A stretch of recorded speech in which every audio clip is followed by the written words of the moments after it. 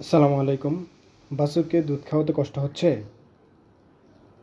তাহলে আজকে নিয়ে নিন আমাদের এই ফিডার, বাছুরের ফিডার, দুধ খাওয়ানোর ফিডার, যা হচ্ছে আপনার ফুড গ্রেডেড প্লাস্টিক দিয়ে তৈরি, যা দিয়ে আপনি অনায়াসে অনেক বছর দুধ খাওয়াতে পারবেন।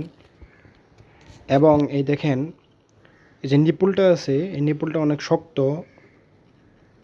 শক্তপোক্ত আছে, কামড়িয়ে ছিঁড়ে ফেলতে পারবে না এবং সফট। তো এইটা বাছুরের খাইতেও কোনো অসুবিধা হবে না।